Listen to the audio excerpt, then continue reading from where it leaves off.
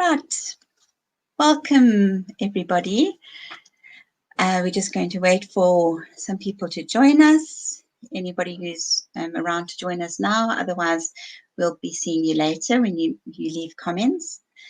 So I'm sitting here today, Tanya Hemmings. I'm a clinical psychologist and I've joined forces with Jade Brown and Marelise Lerm from Listening Well.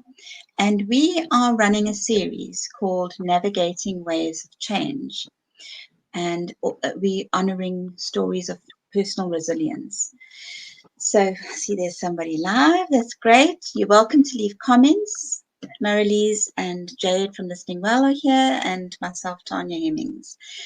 So last week we started our series. We thought it would be good to start with a personal story. So we are being very vulnerable. We're putting our own stories out there first. And then in the time to come, in the next few months, we're going to be doing several other stories, maybe well-known stories, maybe stories that people want to share with us and with everyone else. And we're looking forward to this because it's our stories of resilience that make it possible for others to see ways through their crises or potential solutions. So, as I said last week, resilience is not something that we are born with. Resilience is something that we develop. And one of the modern definitions of resilience is advancing despite adversity. So advancing means getting up, moving towards, being goal-oriented. So even if we face down in the arena, like Brene Brown likes to talk about, even if whatever has hit us has laid us low and we can get up, even if we're on our knees, we can get up and advance despite adversity. So it's also about being proactive, looking for ways that we can change and meet whatever challenges in our way. And then adversity, it doesn't have to be just the big things. It's just every day. I think life nowadays for all of us is full of adversity. So resilience is not just for the big things with the life-altering decisions. It's also for the small things, the frustrations that we feel on a daily basis. And how do we develop resilience in those situations? So I'm about to hand over now to Marelise. It's going to be her turn this week to be vulnerable and share something and share a personal story. So I'm going to hand over to her. Oh, before we do that, is there anything, Jade, would you like to say something now, or are you going to chat later? Yeah, just hello to all the listeners and those that are joining. It's really exciting to be here again. I'll keep my little bit for the end and I'll pull it all together. Lovely, lovely. So over to you, Marelise. Oh, yay, thank you. As Tanya said, thank you, ladies. And it's always nice to be here and to speak to everybody and seeing everybody and getting feedback afterwards as well. So for everybody commenting afterwards and messages coming through, thank you so much. We really appreciate it. And yes, today it's about talking about everyday greatness. And I realized when I was doing this and preparing for the talk, it was going through a period of time in my life where it really was waves of change coming through continuously. It was nonstop. Moving from a job, that's a change. So you're sort of just starting to find your feet settling and then moving whole provinces again. And then it was a time of when you're sort of never settling and finding your feet and going and saying, okay, now things are stable.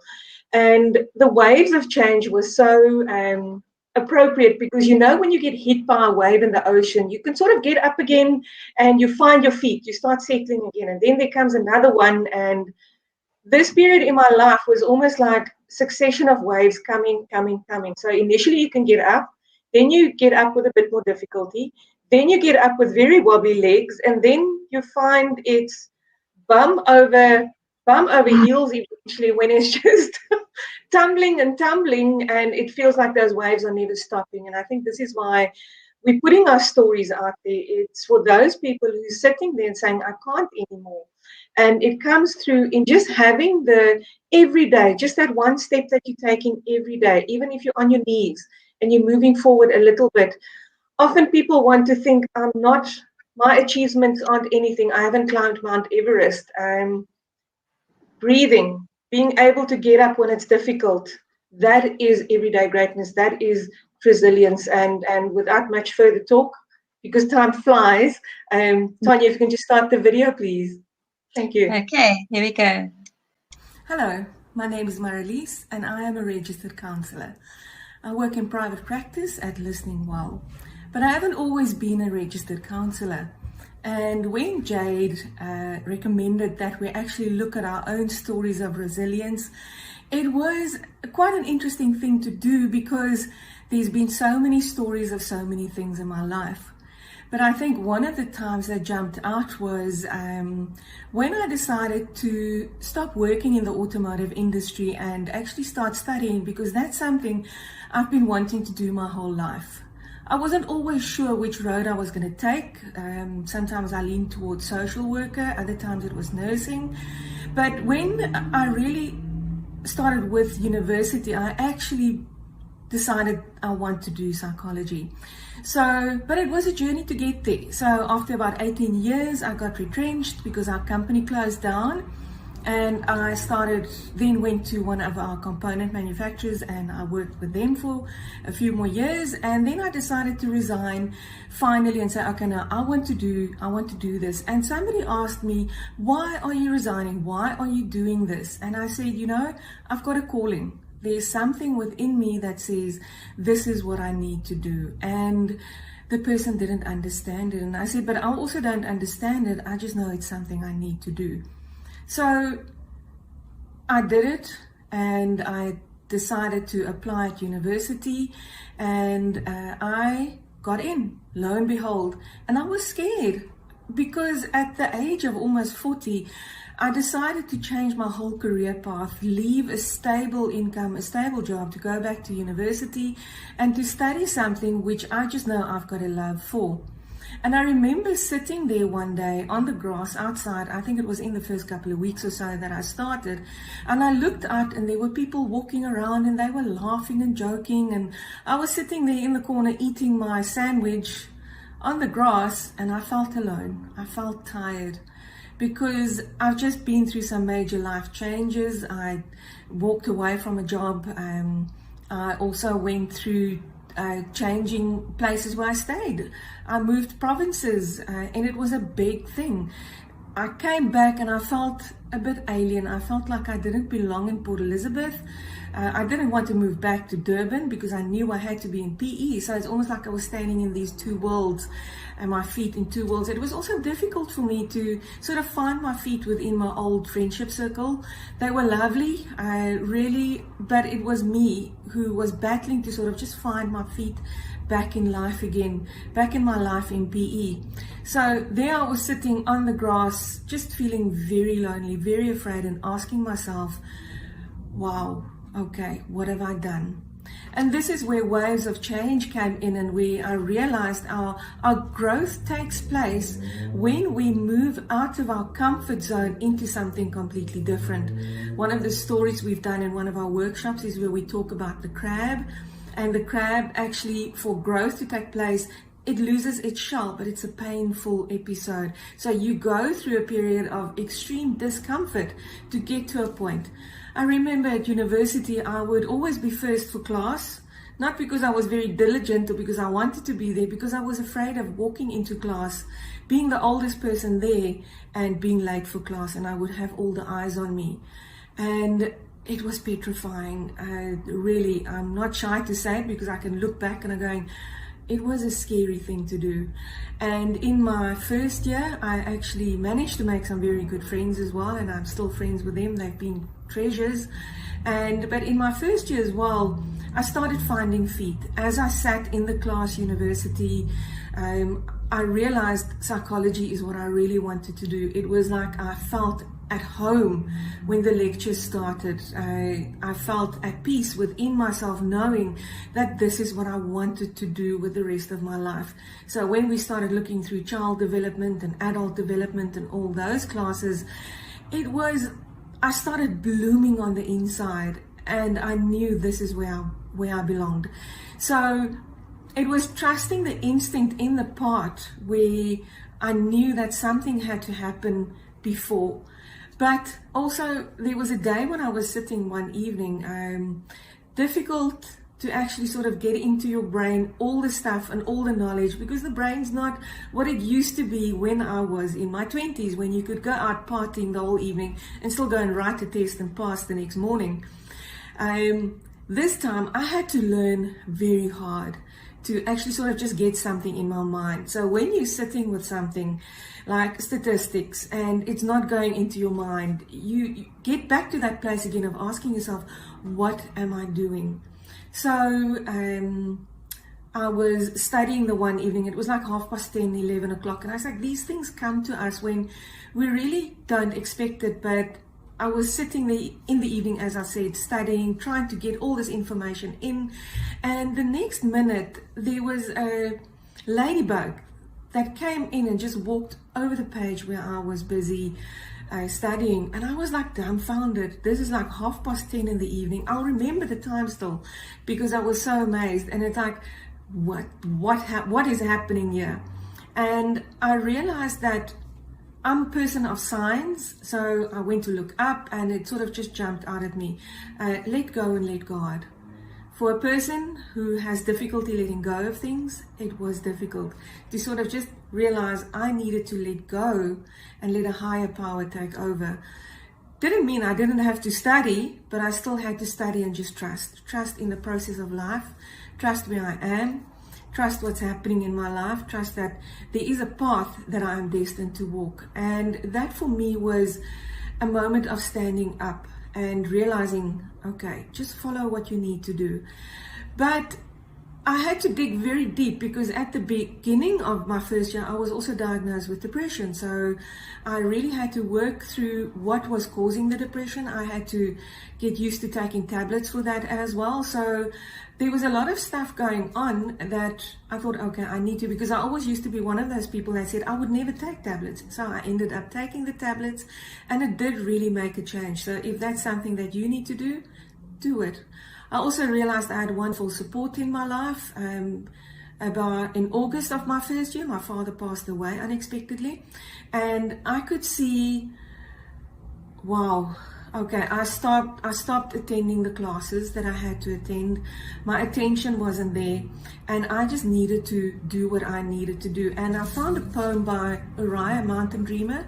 It's called The Invitation, and this part really resonated with me, where it says, it doesn't interest me to know where you live or how much money you have. I want to know if you can get up after the night of grief and despair, weary and bruised to the bone, and do what needs to be done to feed the children. And that, if I look back on it now, that's resilience. It's being able to just get up in the morning after a night of crying, where you're really so tired into every fiber of your body. You just get up and you do what needs to be done. It's digging into that well, really digging deep into that well of who you are as a person, and trying to find one step in front of the other to just do what you need to do for that day. And once you've started walking a journey for one day, after a week you realize, gosh, okay, I've done 7 days of this. So, and I think this is where the whole thread comes from, everyday greatness. It's doing everything every day that you possibly can. It's doing it in compassion with yourself, because I was this perfectionist. I've got to attend every single class. I've got to be there. I've got to get full marks for everything. And then learning to sort of just take a step back and say, you are going through a process of grieving. You are having difficult circumstances, and just have a little bit more compassion. And I think that was the big thing for me to realize, when you're going through a difficult time, take a step back, because your resilience is there so much more than you can ever believe. I learned that my resilience depends on my support network. I've got some wonderful friends that I can lean on in times, and don't be ashamed or afraid. Sometimes I was afraid, because what are they going to think of me? Your strength lies in asking for help. It was also realizing that there's a higher power helping me through this. I need to trust. And then also digging into that well of who I am, really honoring the person that's already been through a lot, to honor her and saying, you've got this. And you build your own confidence through that, and everyday greatness, where you step up and you stand up and you say, I'm going to take this day and I'm going to do what I need to do. Denzel Washington once said, you do what you need to do so you can do what you want to do. Thank you. Hi, welcome back. Wow, that was a wonderful message from Marelise. I'm just going to bring Marelise back on, and Jade. Thank you. Wow. Thank you, Marelise. Sure, that was really quite inspirational, and I was just looking at the poem as you were talking about it, and the part that stuck out to me, just a little piece says, I want to know if you can sit with pain, mine or your own, without moving to hide it or fade it or fix it. And I think that's almost the essence of honoring these stories of resilience is if we can sit with pain, if we can look at it, honor it, then it makes it okay for us to have pain and also to overcome. And as we navigating these waves of constant change, we need to be okay with knowing that with change sometimes comes pain as well. Like you mentioned, the crab, well, that bursting out of its shell being a painful process. We just want to say a big thank you to everybody who has joined today, and for those that are going to listen afterwards. I hope that Marelise's story touches you. Thank you, Shade, for joining. And yeah, let's just do also a quick recap of why we're doing the Navigating Waves of Change series. It's also a little bit of a prelude to a workshop that we're going to be running in PE, a live face-to-face workshop. Hopefully we will do an online one afterwards. But for now, we want to just offer safe space, and that will be the 13th of March. But we will continue to post information regularly, and hopefully we'll get some people that are willing to navigate these waves with us and honor some stories of resilience. It will be an experiential workshop, and we'll give you some quite exciting tasks and activities to help navigate these waves of change. Thanks. I don't know if any of the other ladies want to say anything before we go. Thank you, everybody. Thanks, Jade. I've just got one little poem, or just a few words. I thought I wanted to read it, and then I forgot earlier. So this is just a very short thing on resilience. It is not the weight you carry, but how you carry it. Books, bricks, grief. It's all in the way you embrace it, balance it, carry it when you cannot and would not put it down. And that's by Mary Oliver. And I just think that resonated with what Marelise had to say, just about the trusting in the process, and acknowledging what you're going through. So thank you very much, Marelise. I really loved your story. Thank you. Great. Okay. Thanks. So Yeah, lovely. see you next week. Yes. Bye. Tanya will be sharing next week. Just a note. Yeah. Okay, great. Thanks, everybody. Bye. Okay, bye. Bye.